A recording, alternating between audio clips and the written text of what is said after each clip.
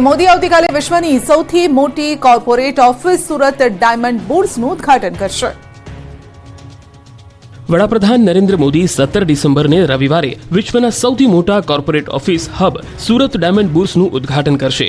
વિશ્વની સૌથી વિશાળ કોર્પોરેટ ઓફિસ હબ તરીકે ડાયમંડ બુર્સ રાજ્ય અને દેશના આર્થિક વિકાસ માટે મહત્વનો ભાગ ભજવશે।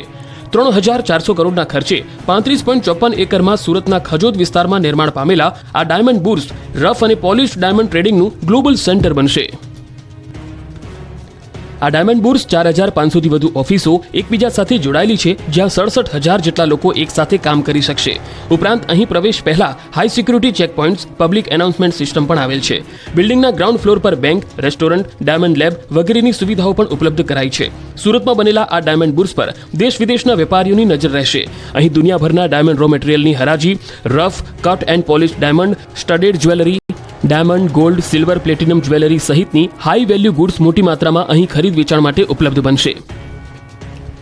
સુરતમાં પીએમની મુલાકાતને લઈને તૈયારીઓનો ધમધમાટ જોવા મળી રહ્યો છે। પીએમના આગમનને લઈ 3000 પોલીસ જવાનોનો બંદોબસ્ત રહેશે, જેમાં 1800 હોમગાર્ડ, 500 ટીઆરબી જવાનો પણ બંદોબસ્તમાં સામેલ રહેશે। પીએમના કાર્યક્રમને લઈ નો ડ્રોન ફ્લાય ઝોન જાહેર કરવામાં આવ્યો। પ્રદેશ ભાજપ કરશે પીએમ મોદીનું ભવ્ય સ્વાગત।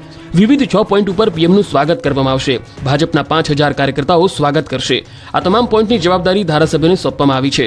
સાથે જ એરપોર્ટ અને બુર્સની આસપાસ 15000થી વધુ રત્ન કલાકારો પણ તિરંગા દ્વારા સ્વાગત કરશે। તો સુરતમાં પીએમ મોદીના આગમન પહેલા સુરક્ષાની દ્રષ્ટિએ રિહર્સલ પણ કરવામાં આવ્યું।